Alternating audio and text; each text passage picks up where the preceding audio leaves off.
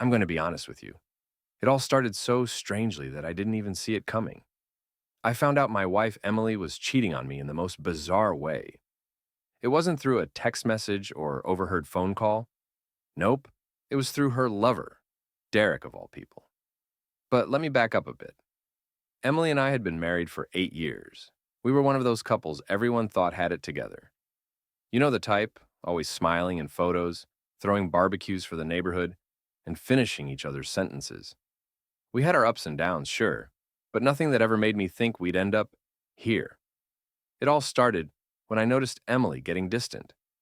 She wasn't exactly avoiding me, but she wasn't the same. Less laughing, more excuses to stay late at work. I figured she was stressed, so I didn't push it. Then came the random weekends where she'd say she was going out with her friends, but would come back home late, smelling like whiskey, something she normally couldn't stand. One weekend, while I was out with some friends, I bumped into Derek at the bar. I knew him vaguely. He was one of those guys always hanging around our neighborhood gatherings, but we'd never really talked one-on-one. He was always pleasant enough, a bit of a loudmouth, but harmless. He offered to buy me a beer, and we ended up sitting at the bar together, watching a game. At some point, after a couple of drinks, he started opening up about his complicated love life. That's when he mentioned her, the woman he'd been seeing who was married. You ever have that moment where your heart sinks, but you don't know why yet? That was me right then. I couldn't shake this feeling in the pit of my stomach, so I asked him how he could do it. Get involved with a married woman, I mean. He didn't even blink. Sometimes things just happen, man, he said, like it was no big deal. The more Derek talked, the more I realized it. His complicated woman was my wife. It didn't hit me all at once. It was more like a slow realization, the kind that crawls up your spine until it reaches your brain and explodes. He described her, the way they met at a work event, and how they'd been sneaking around for months. He didn't know he was talking to her husband, of course. I guess he thought I was just some random guy at the bar. I didn't confront him right then. I couldn't. I felt like I was outside my own body, watching the whole thing play out like it was happening to someone else. So I just kept drinking, nodding along to his story, all the while feeling like I was about to implode. In the days after that, I didn't know what to do. I could have blown up at Emily, but something stopped me. Maybe I wasn't ready to face the truth. Instead, I did something that sounds insane now. I kept talking to Derek. We exchanged numbers that night, and for the next few weeks, we met up a couple more times. It felt weirdly comforting to hear him talk about their relationship, knowing he had no idea who I really was. I didn't know what my endgame was, but I needed to understand why she would do this. Why he? I started dropping hints, asking him more about Emily's life, their plans, what she said about her husband. He was a little too eager to talk, honestly, like he was proud of himself. She's unhappy at home, he'd say. She's just waiting for the right time to leave him. You know how it is. The thing is, I didn't know. I had no clue Emily felt that way. Then one night, Derek suggested we grab a beer at my place. I froze. I wasn't ready for him to see the pictures of Emily and me on the mantle, or realize that the house he was stepping into belonged to the guy his lover was married to. But before I could think of a reason to say no, I heard myself agreeing. The night he came over is one I'll never forget. Emily wasn't home. She was out with friends again. Derek walked into my house, still clueless. He even complimented me on the place, asking how long I'd lived here. I tried to keep it casual, even as my hands were shaking. When he saw a photo of Emily and me on the wall, he froze. That was when everything changed.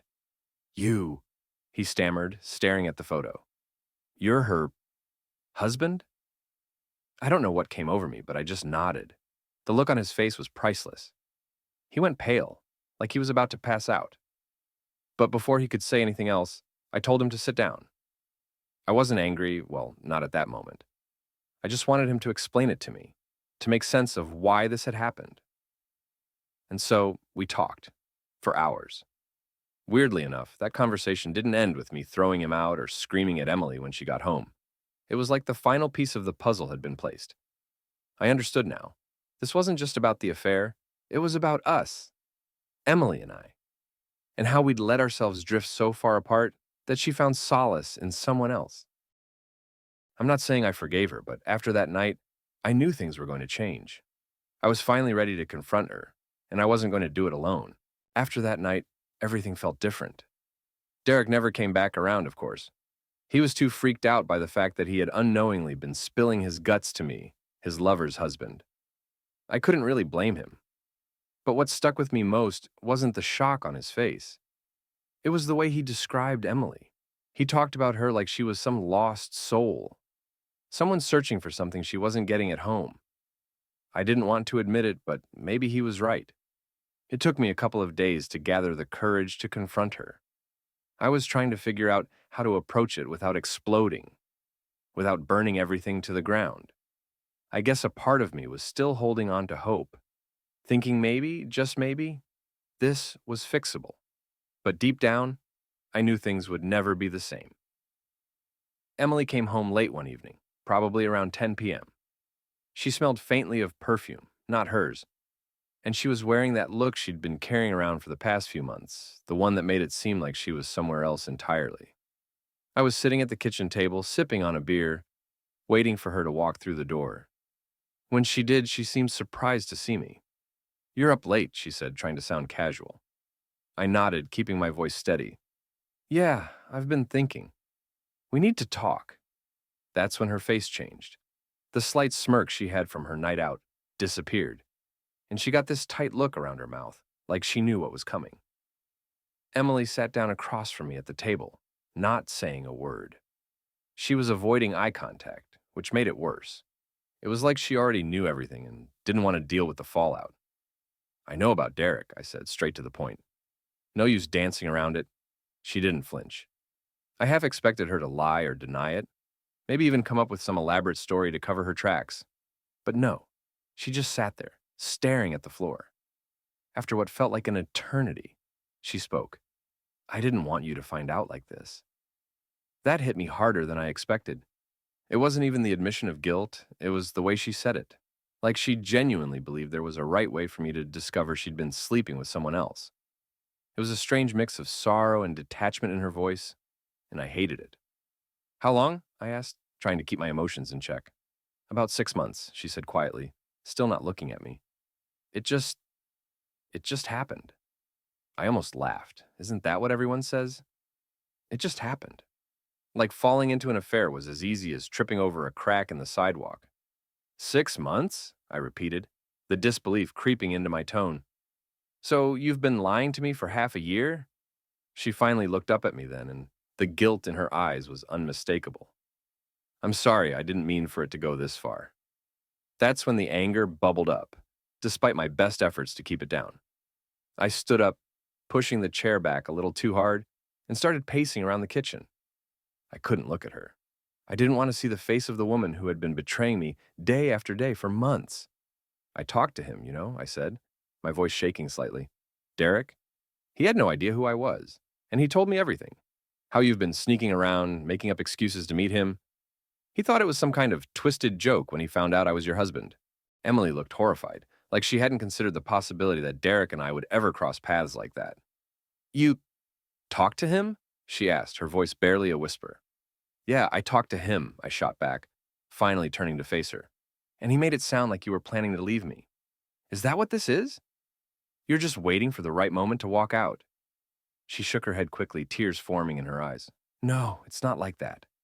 I didn't want to hurt you. I don't know what I was thinking." I slammed my hand down on the counter, not caring how loud it was. "You didn't want to hurt me? Are you serious right now, Emily? You've been lying to my face for 6 months. How long were you planning to keep this up?" She was crying now, but it didn't soften my anger. I had seen her cry before, seen her fall apart over little things, but this was different. These tears felt like part of her defense, part of the script she was following to make herself seem like less of the villain. I wasn't buying it. "I don't know," she said through sobs. "I didn't know how to stop it. I felt so lost, and Derek just, I don't know, it was a mistake, okay? I didn't mean for any of this to happen." I let her words hang in the air for a moment, trying to process the mess of emotions inside me. I wanted to scream at her, to throw something, to storm out of the house and never look back, But at the same time, I felt drained, like all the fight had gone out of me. So what now? I asked, my voice flat. You gonna keep seeing him? No, she said quickly. It's over. I ended it. I swear I just want us to work this out. I laughed bitterly. Work it out? You've been screwing around behind my back for half a year, and now you want to work it out? She nodded, wiping her tears, but she looked so small and broken that, for a moment, I almost felt sorry for her. Almost. I don't know if we can fix this, Emily, I said, the truth finally sinking in. I don't know if I can ever look at you the same way again. And with that, I grabbed my keys and walked out. I needed space, time to think. But one thing was clear. This wasn't over. Not by a long shot. After that night, everything changed. I drove around aimlessly for hours, not sure where to go or what to do. I wasn't ready to talk to anyone about it. How do you even begin to tell someone your wife has been cheating on you for months with a guy you've unknowingly befriended? My world had been turned upside down, and part of me just wanted to forget, to pretend like it never happened. But there was no erasing it. I ended up at a cheap motel just outside of town, the kind of place you go when you need to disappear for a bit. I didn't check in or anything, just parked the car and sat there, staring at the neon vacancy sign flickering in the window. It was fitting in a way, because that's exactly how I felt. Empty. Hollowed out. When I finally got back home, the house was quiet. Emily had left the kitchen light on, but she was nowhere to be seen. I went upstairs, expecting to find her asleep, or at least pretending to be, but her side of the bed was still made, untouched. She wasn't there. I had no idea where she was, and for the first time, I didn't care. The next few days were a blur. I stayed at a buddy's place for a while, told him I needed some space. I didn't give him the whole story, just that things between Emily and me were rocky. He didn't press for details, thank God. I wasn't ready for anyone to know the full truth. Not yet. Meanwhile, Emily texted me every day, saying she wanted to talk, saying she was sorry. I didn't answer at first. I couldn't deal with her apologies. But after a while, the silence became too heavy. I knew I'd have to face it eventually. So I went back home one evening. She was sitting on the couch when I walked in, looking like she hadn't slept in days. Her eyes were puffy and red, hair a mess, like she had been waiting for this moment but dreading it all the same. You came back, she said quietly, almost like she couldn't believe it. Yeah, I replied, dropping my keys on the table. We need to talk. Emily nodded, but neither of us said anything right away. The silence between us felt like a chasm that couldn't be crossed, no matter what we said or did. Finally, I sat down across from her, keeping my distance. She didn't try to come closer, didn't make any move to reach for me. Maybe she knew it was too late for that. I don't know what you want me to say, I started, feeling the weight of everything crashing down again. I've been thinking about it, and I don't know how to move past this. Emily wiped at her eyes, but she didn't try to defend herself this time. I know I've ruined everything. The thing is, hearing her say that didn't make me feel better. It didn't change anything. I still felt raw, like an open wound that wouldn't heal. I'm not here to yell at you, I said, trying to keep my voice steady. I've already done enough of that. I just need to understand. Why? Why him, Emily? She looked down at her hands, twisting the wedding ring she still wore. I don't know, she whispered. At first it didn't mean anything. It was just, I don't know, something new, something exciting.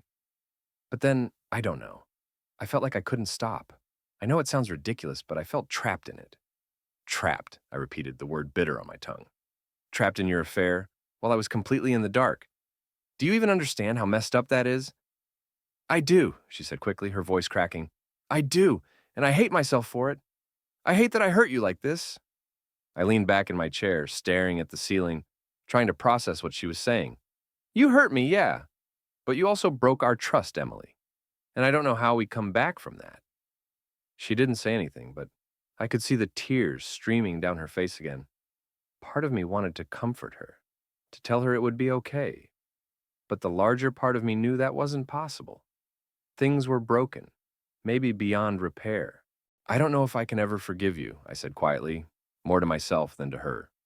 That's when she stood up, wiping her tears with the back of her hand. I understand.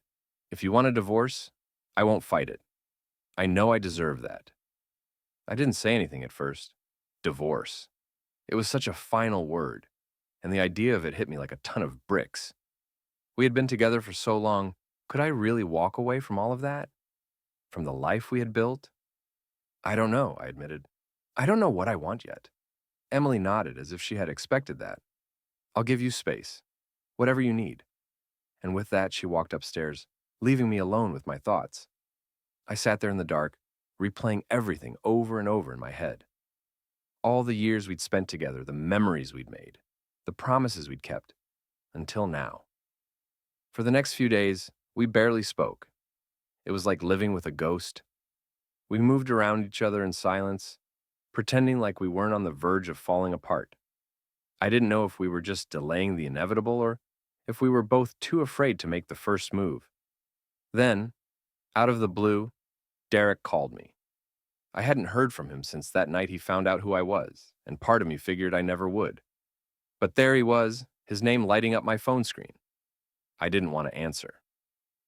I almost let it go to voicemail, but something stopped me. I picked up. Hey, he said, his voice awkward, like he wasn't sure if I was about to tear into him. I just wanted to talk. I stayed silent, waiting for him to explain why he was calling. Look, man, I don't know how to make this right, he started, stumbling over his words.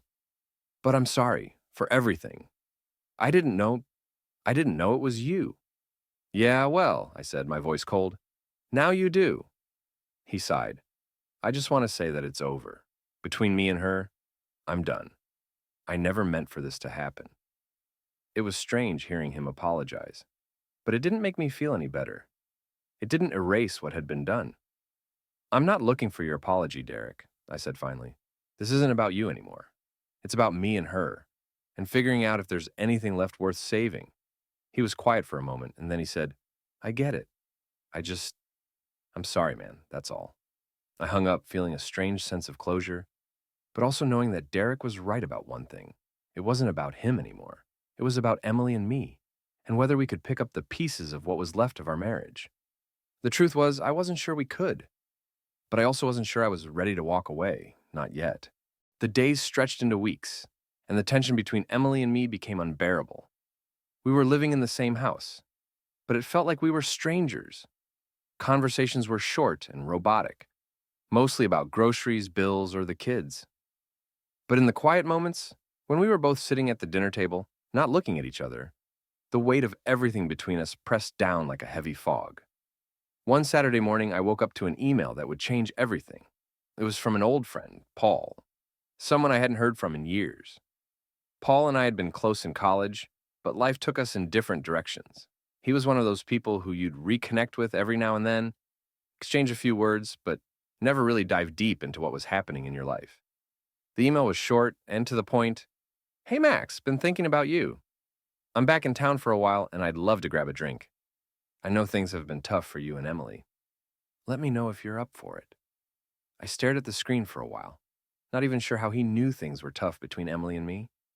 I hadn't told anyone, but I guess bad news finds a way of getting around. Something about his message felt like the lifeline I hadn't realized I needed. I hit reply and agreed to meet him that evening. Paul was exactly the same as I remembered.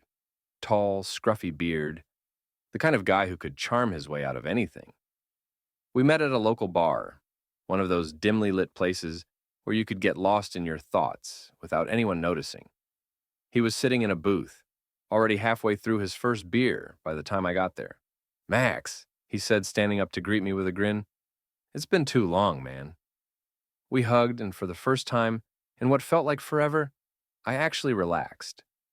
We ordered drinks and caught up, talking about the old days.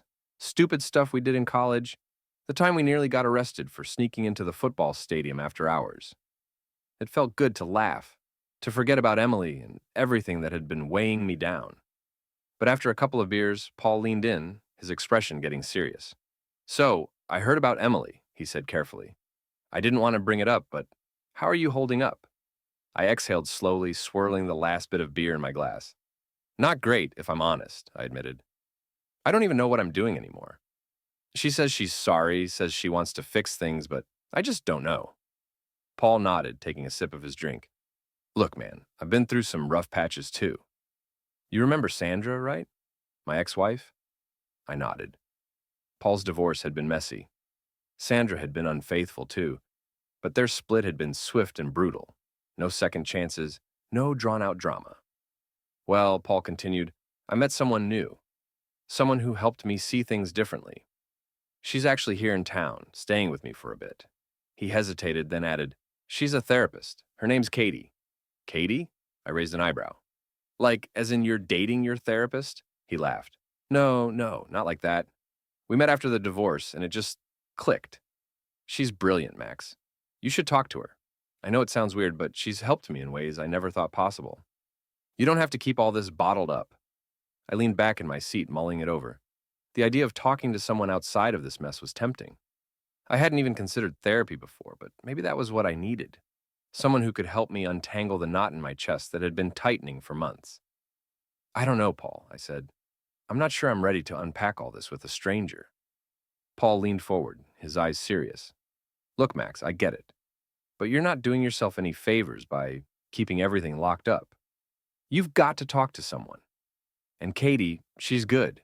She doesn't pull punches, but she gets it. Just meet her, see what you think. I hesitated, but in the end, I agreed to meet Katie. Maybe Paul was right. Maybe I needed someone to help me sort through all this anger, confusion, and hurt. The next week, I met Katie. She wasn't at all what I expected. No clipboard, no sterile office. Instead, we met at a coffee shop, and she was warm, unassuming, with a sharp wit and a smile that immediately put me at ease. Paul had been right. She didn't pull punches. So, Max, she started after we had settled in. Paul tells me you've been through the ringer. I nodded, unsure of where to begin. Yeah, you could say that. Tell me about it, she said, leaning forward slightly. Don't worry about sounding put together. Just talk. So I did. For the first time since finding out about Emily and Derek, I spilled everything. I told her about the affair, about the night Derek found out who I was, about the weeks of silence that followed. I told her about how I wasn't sure if I could forgive Emily, how every day felt like walking on eggshells. Katie listened intently, nodding every now and then, but she didn't interrupt. When I finally finished, she let the silence hang for a moment before speaking. It sounds like you've been trying to hold everything together, Max. But you don't need to do that anymore. You've been wronged, and it's okay to feel angry, betrayed, and even lost. The important thing now is figuring out what you want, not what Emily wants, not what Derek wants, what you want. I sighed. That's the thing. I don't even know what that is anymore. I don't know if I want to try and fix this or if I just want to walk away. Katie smiled softly. That's okay. You don't have to have all the answers right now. But I'll tell you this. Whatever decision you make, it needs to be for you. Not out of guilt or anger or fear of being alone. You need to figure out if there's anything left in this marriage that's worth saving. And if there is, both of you have to fight for it. Her words hung in the air, and for the first time in a long while, I felt like I was actually being heard. I didn't have the answers yet, but at least I knew I didn't have to figure it all out on my own. The next few weeks, Katie and I kept meeting, and I slowly started to sort through the chaos in my head. I realized that whether or not I stayed with Emily, I needed to heal, to figure out who I was outside of this broken relationship. Then, one evening, I came home to find Emily in the kitchen cooking dinner. She looked up when I walked in, and for the first time in months, there was a flicker of something real in her eyes. Not just guilt or sadness, but a kind of hope. Max, she said, her voice tentative, I've been seeing someone, a therapist. Her name's Megan. I know I've hurt you, but I want to work on myself, to understand why I did what I did. I don't expect you to forgive me, but I'm trying. That stopped me in my tracks. Emily seeing a therapist? That was new. I hadn't expected her to take that step. I'm glad you're doing that, I said slowly. I've been talking to someone too. Emily looked surprised but nodded. I don't know if we can fix this, she admitted, but I want to try. And for the first time, I felt a sliver of hope. Maybe we could, or maybe we couldn't. But at least we were both finally willing to face the wreckage we'd created. As the weeks went on, there were more conversations, more hard truths. We talked about things we'd never said before, about the ways we had both failed each other. And slowly, painfully, We started to rebuild. Not the marriage we had, but something new. Something honest. Paul and Katie stayed in my life too. They weren't just my support system. They became the friends who helped me realize that no matter what happened with Emily, I would be okay. That I could find myself again, with or without her. For the first time in a long time, I wasn't afraid of the future, whatever it held. Things with Emily were still fragile, but at least we were talking. I hadn't moved out, and neither had she, but the future was uncertain. Despite the steps we were both taking to heal, there was always this lingering doubt, a question gnawing at the back of my mind. Could I really trust her again? That question haunted me, especially when it came to the kids. Our daughters, Emma and Sophie, were everything to me. They were the only steady ground in this whirlwind of betrayal.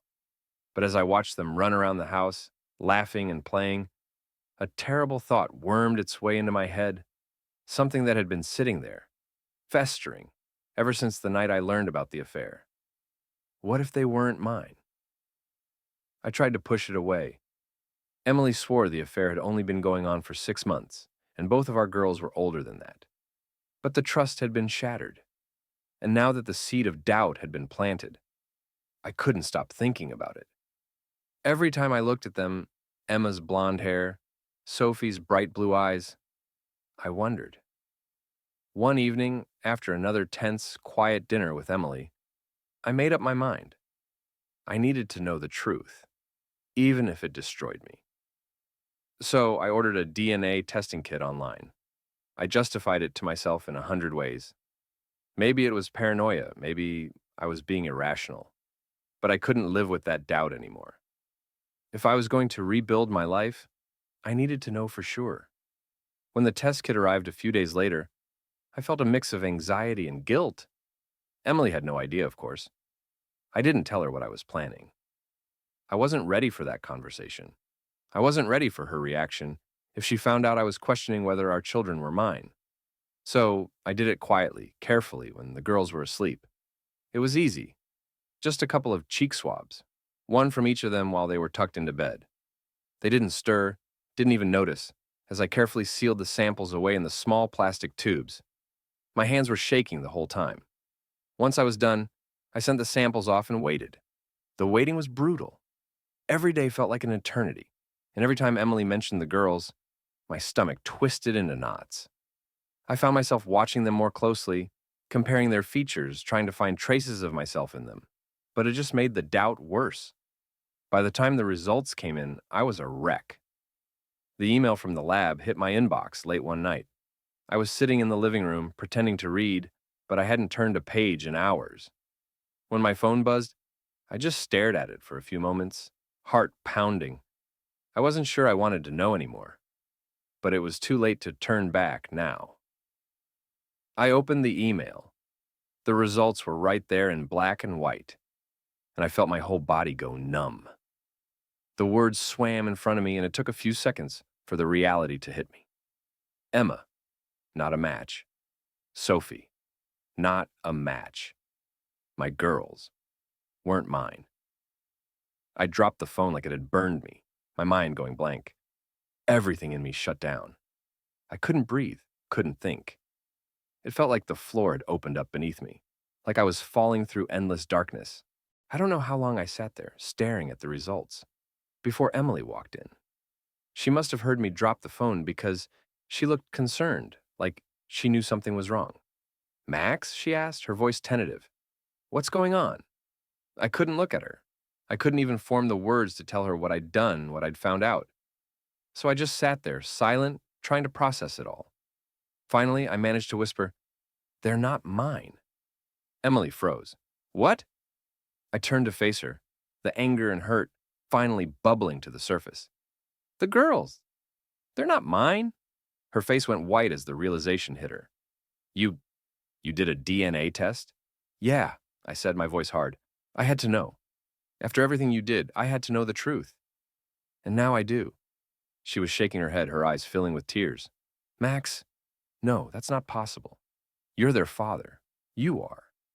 The rage exploded inside me then, all the pain and betrayal flooding out at once. "Don't lie to me," I shouted, standing up, my body shaking with emotion. I have proof, Emily. I have the damn results. You've been lying to me this whole time. Tears streamed down her face, and she tried to reach for me, but I pulled away, disgusted. Max, I swear to you, I don't know how. Don't, I snapped. Don't try to explain this away. You've already done enough. She stood there sobbing, her face twisted with grief, but I couldn't feel anything for her in that moment. All I could think about were Emma and Sophie, my girls, who weren't really mine. Everything felt like a lie. I need to know everything, I said through clenched teeth. I need to know who their father is. How long you've been lying to me, all of it. Emily wiped her tears and took a shaky breath. Max, I swear to you, I've never been unfaithful until Derek. I don't know why the test says that. I don't know. Stop lying, I shouted, the fury roaring back to life. You've been cheating on me for years, haven't you? I deserve the truth, Emily. The truth. I am telling you the truth, she cried, her voice breaking. I don't know why the test came back like that. I swear, Max, I don't know. I turned away, my hands shaking. I couldn't even look at her. The room felt too small, like the walls were closing in on me, suffocating me with the weight of all the lies. I don't believe you, I said finally, my voice cold and distant. I don't believe anything you say anymore. With that, I walked out of the house, slamming the door behind me. I didn't know where I was going, but I couldn't stay there. Not with her, not with those lies. I drove aimlessly for hours, the weight of the DNA results crushing me with every mile. I couldn't get the images of Emma and Sophie out of my head. The girls I'd raised, the girls I had loved as my own. And now I didn't even know who they really were. Eventually, I ended up at Paul's place. When he opened the door, he took one look at me and knew something was seriously wrong. Max, man, what happened? He asked, concern etched across his face. I walked inside, barely able to speak. They're not mine, I said, my voice hoarse. Emma and Sophie, they're not mine. Paul didn't say anything at first. He just led me over to the couch and handed me a beer. Talk to me, he said quietly. So I did. I told him everything. The affair, the DNA test, the gut-wrenching realization that my daughters weren't biologically mine. Paul listened, nodding, but didn't interrupt. When I was done, I felt completely drained, like I had nothing left. You know what? Paul finally said, leaning back in his chair. DNA or no DNA, you're still their dad, Max. You've raised them. They love you. That doesn't change because of some test. I looked at him, trying to wrap my head around that. But they're not mine. Paul shook his head. Blood doesn't make a dad. Love does. And you've loved those girls their whole lives. That's what matters. I stared at the floor, trying to process his words. Maybe he was right. Maybe I was their dad, no matter what the DNA test said. But that didn't make the betrayal hurt any less. It didn't make Emily's lies any easier to swallow. Thanks, Paul, I said finally, taking a long sip of the beer. I just don't know what to do now. He gave me a sad smile. You don't have to figure it out tonight, man. But whatever happens, you're not alone in this. I nodded, appreciating his words, but I knew the real battle was still waiting for me, with Emily, with myself, and with the truth, no matter how ugly it was. The next morning, after crashing at Paul's place, I woke up feeling like I hadn't slept at all. My head was throbbing and my thoughts were a mess. Everything from the night before, the DNA test, the confrontation with Emily, hit me like a freight train the second I opened my eyes. But now, there was something new mixed in with all the anger and confusion. Something I hadn't let myself think about before. What if Paul was right? What if it didn't matter that Emma and Sophie weren't mine by blood? What if I could still be their dad, even with the betrayal? It was hard to accept, but I couldn't deny that I still loved those girls more than anything. They were my whole world, even if the foundation had been shaken to the core. But then, there was Emily. Could I stay with her after this? Could I even look at her without seeing all the lies, all the hurt? I didn't know. Part of me was too exhausted to care anymore. The other part, the part that still loved her, despite everything, was stuck between wanting to fix things and wanting to walk away. Paul was out on a morning run when I decided to head home. As much as I wanted to keep hiding from it all, I knew I had to face Emily again. I needed answers, real answers this time. And more than that, I needed to figure out what the hell I was going to do next. When I pulled up to the house, I saw her car parked in the driveway. I took a deep breath, steeling myself for whatever was about to happen. The house felt heavy, like the walls themselves were weighed down by all the unspoken tension. When I walked inside, Emily was sitting at the kitchen table, nursing a cup of coffee, looking like she hadn't slept at all either. She looked up when I came in, her eyes red and swollen. "Max," she said softly, her voice shaky. I I didn't know if you were coming back." I didn't respond right away. I dropped my keys on the counter and leaned against it, staring at her. She looked like a ghost of the woman I used to know. Fragile, broken. But I couldn't let that soften me. Not yet. "Are you going to tell me the truth?" I asked, my voice cold and distant. "Or are we going to keep pretending that I didn't just find out I've been lied to for years?" Emily stood up slowly, her hands trembling as she wiped her eyes.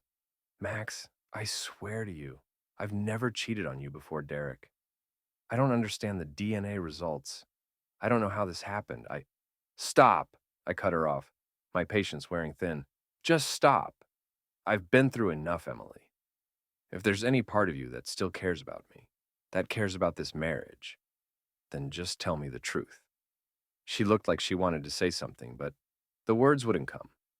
Instead, she broke down, covering her face with her hands as she sobbed uncontrollably.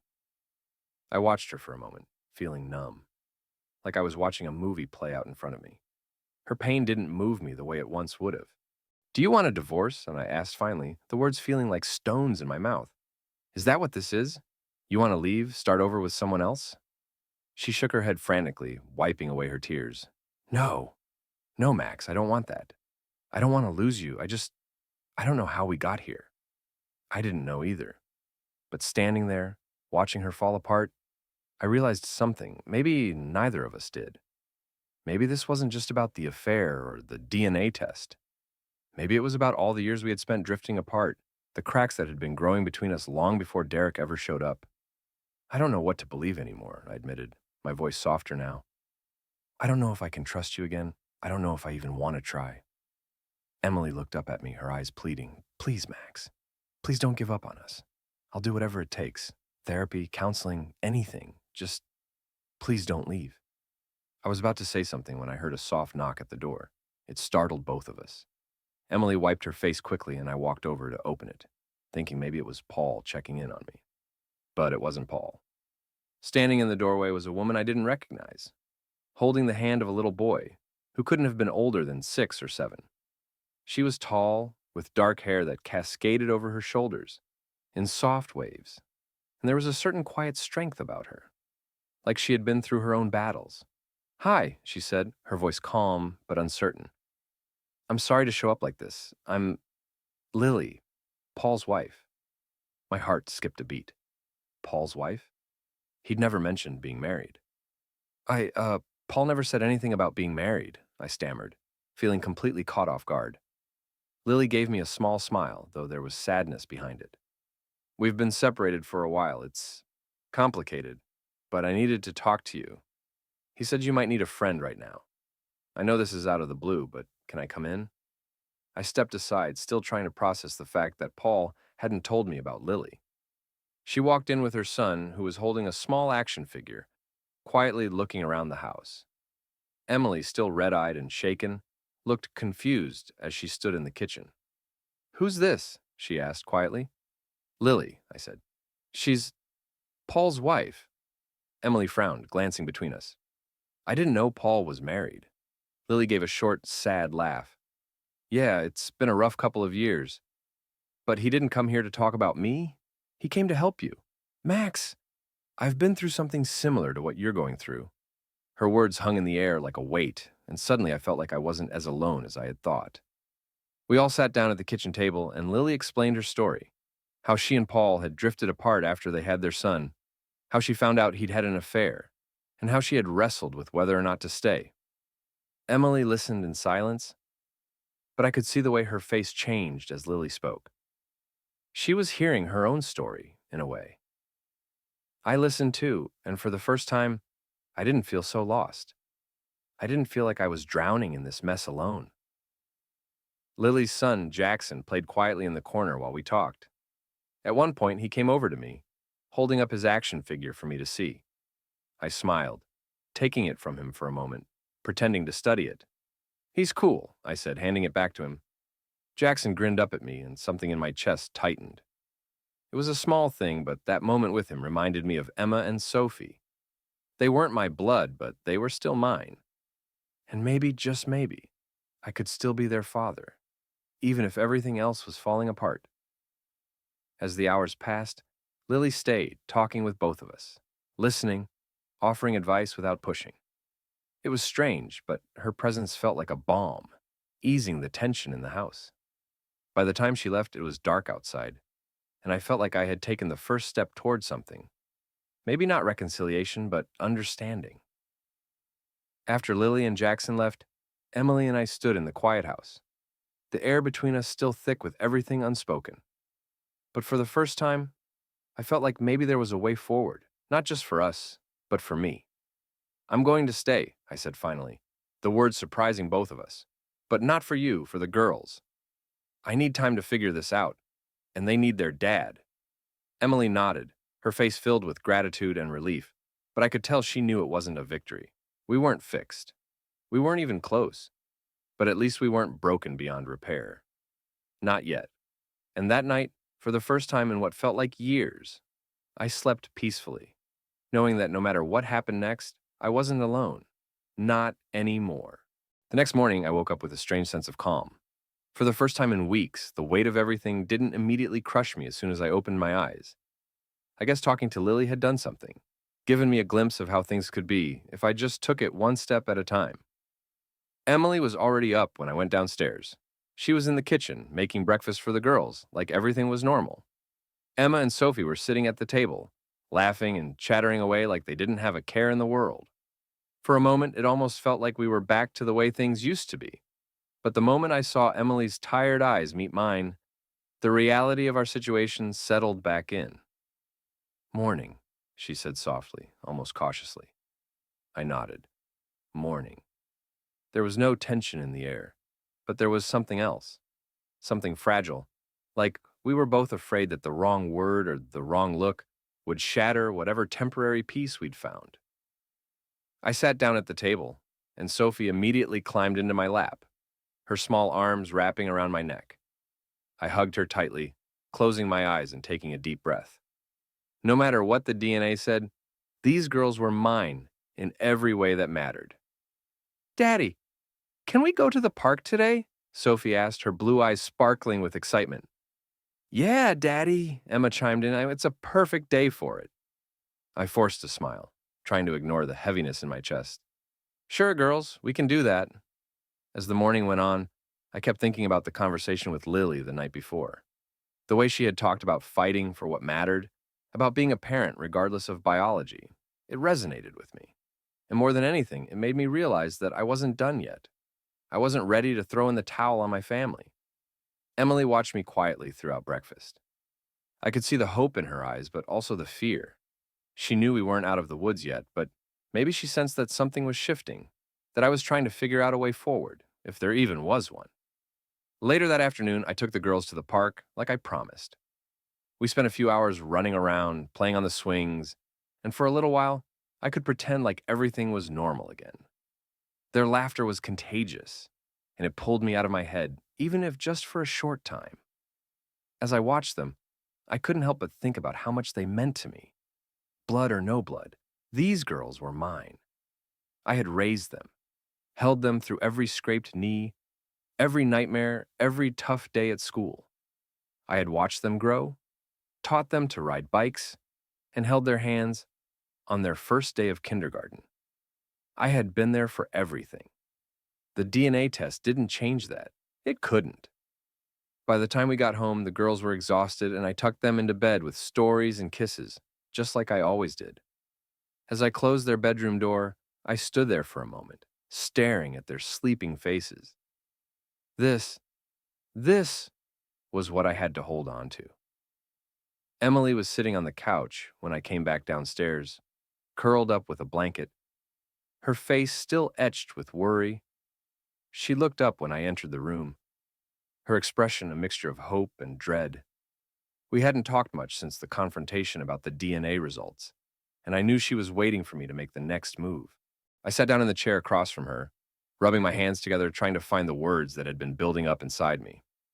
"I'm not going anywhere," I said finally, my voice steady but firm. "I'm staying for the girls, and maybe for us, but I need you to understand something." Emily nodded, her eyes wide with anticipation. "Anything, Max, just tell me." "I'm angry," I continued, my voice shaking slightly. "I'm hurt, and I don't trust you. I don't know how long it's going to take, or if I'll ever be able to trust you again, but I'm not giving up on our family. Not yet." Tears welled up in her eyes, and she nodded again, wiping them away quickly. "I know, Max. I know I've messed everything up. I'll do anything to fix this. I swear, I'm going to make it right." "I'm not asking for promises," I said, my tone softening. "I'm asking for time. We need to rebuild, and it's not going to be easy. We need to start being honest with each other, really honest, for the first time in a long time." She looked at me, her face crumpling as more tears spilled over. "I'll do whatever it takes," she whispered. "I love you, Max." I never stopped. I didn't respond. I wasn't ready to say those words back yet, but I nodded, standing up slowly. "I'll sleep in the guest room for now," I said quietly. "We'll take it one day at a time." She didn't protest, didn't beg me to stay. Instead, she nodded in agreement, understanding that this was all part of the process. Healing wasn't going to happen overnight, and we both knew that. But at least we were starting to talk, starting to pick up the pieces. In the weeks that followed, things between us stayed tentative, but there was progress. Emily continued seeing her therapist, Megan, and I kept meeting with Katie. The girls, thankfully, were blissfully unaware of the chaos swirling around them. They were my grounding force, the one thing that kept me from losing my way entirely. Then, one evening, something unexpected happened. Paul showed up at the house. He was alone this time, no sign of Lily or Jackson. When I opened the door, I could tell something was off. He looked different. There was a heaviness to him that I hadn't seen before. "Paul?" I asked, stepping aside to let him in. "What's going on?" He walked inside, his hands stuffed in his pockets, his eyes avoiding mine. "I need to talk to you, man," he said, his voice low, "about something important." I felt a chill run down my spine. The last time Paul had said something like that, my whole world had been turned upside down. I wasn't sure I could take any more surprises. We sat down in the living room, the weight of the conversation hanging in the air before it even started. "I've been doing some thinking," Paul began, his voice slow and deliberate, "and I realized that I've been holding something back. Something I should have told you a long time ago." I frowned, leaning forward slightly. "What do you mean?" He took a deep breath, running his hands through his hair. "It's about Lily," he said finally, "and about me." My heart started pounding. "What about Lily?" Paul hesitated, and then, in a quiet voice, he dropped the bombshell. "I'm in love with her." I blinked, the words hitting me like a punch to the gut. "What?" He looked at me, his eyes filled with guilt and something else, something raw and honest. "I'm in love with Lily, Max. I always have been. Even when we were married, I couldn't admit it to myself, but now I can't ignore it anymore." I stared at him, my mind racing. This wasn't the Paul I knew, the Paul I thought I knew. He had never mentioned feelings like this, never once hinted that he had any regrets about their relationship. "What are you saying?" I asked, trying to wrap my head around it all. Paul sighed, rubbing his hands over his face. "I'm saying I need to fight for her. I need to fix the mess I've made with my own marriage. I was wrong to leave her. I thought I needed space, but what I really need is her." I didn't know what to say. I had spent the last few months leaning on Paul, believing he was my rock. But now it seemed like he was just as lost as I was. "I don't know what to do," Paul admitted, his voice cracking slightly. "But I'm not giving up this time. I want my family back." The irony wasn't lost on me. Both of us, fighting for our families, trying to undo the damage we had caused. But now it wasn't just me and Emily, it was Paul and Lily too. I stood up slowly, running a hand through my hair. "Then fight for her, Paul," I said quietly. "But make sure you're fighting for the right reasons." Paul nodded, standing up as well. "I will," he said, his voice more certain now. I wanted you to know." And with that, he left, leaving me alone with my thoughts once again. As I stood in the quiet house, thinking about everything, about Emily, about the girls, about Paul and Lily, I realized something. This fight wasn't just about them. It was about me, too. About finding out who I was in the middle of all this chaos. And for the first time, I felt like maybe, just maybe, I was ready to figure that out. The weeks dragged on, and despite my best efforts to make things work, something inside me had changed. The pain of Emily's betrayal had cut too deep, and no matter how much she apologized or how hard we both tried to rebuild, the trust was gone. I saw it in her eyes every time we spoke. The guilt, the fear that I would walk away. And I felt it in myself, the constant anger, the gnawing doubt. Our marriage was hanging by a thread, and I was the one holding the scissors. I wasn't the same man I used to be. The DNA test had shattered me in a way I didn't think was possible. My love for Emma and Sophie hadn't changed. They were still my girls, always would be. But Emily? She was a stranger now, a person I couldn't forgive. Every time I looked at her, all I saw was betrayal, and I was sick of living in the shadow of her lies. One night, as we sat in silence after dinner, I finally made my decision. I couldn't live like this anymore. I couldn't pretend that we were fixing something that was long past broken. "I'm leaving," I said suddenly, my voice cold and final. Emily looked up from her plate, her eyes wide with shock. "What?"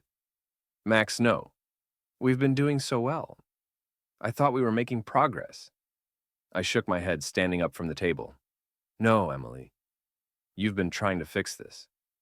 But I've been done for a while now." Her face crumpled, tears filling her eyes. "Please, Max, don't do this. We can still save this. We can save our family."